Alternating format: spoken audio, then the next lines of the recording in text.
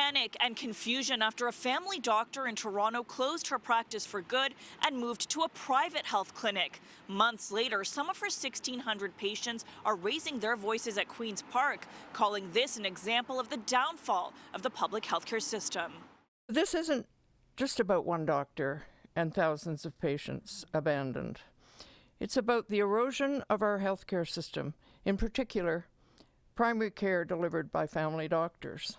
87-year-old Wendy Campbell is one of the patients who were left scrambling last March. Her family doctor shut down her practice with just 3 months' notice. The private clinic the doctor moved to comes with a hefty fee. This shouldn't be happening. There shouldn't be clinics in Ontario that charge $4,995 a year in order to access medically necessary care. The Ontario NDP say there has been a rapid rise in doctors leaving the public system to work in private clinics, calling it the latest issue contributing to the shortage of family doctors. I cannot afford to pay the thousands of dollars a year to see a family doctor. The reason I'm alive today is because my family doctor was familiar with me and up to date and saw me through 4 brain surgeries. But the Ontario Medical Association says private clinics aren't currently the biggest problem.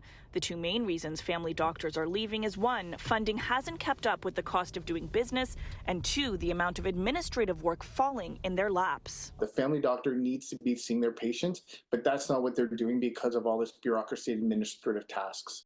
The OMA estimates physicians are spending 20 hours a week on paperwork. It is a problem that has grown since the pandemic. Patients are more complex. They're needing more insurance forms filled out. They're needing more sick notes. Dr. Andrew Park says more funding could allow doctors to hire administrative support, and adds the government could also legislate that sick notes only be required if a patient misses 3 to 5 days of work. Ontario recently got a $3.1 billion boost in healthcare funding from the federal government to increase access to family doctors. It's very easy to see how many people will fall through the cracks and how many lives will be shattered by the collapse of public health care. In a statement, a spokesperson for the Minister of Health tells us they've already invested $110 million to launch a large expansion of primary care teams across the province, which they say will ensure 98% of Ontarians will be connected to a family doctor in the coming years. For City News, I'm Tina Yazdani.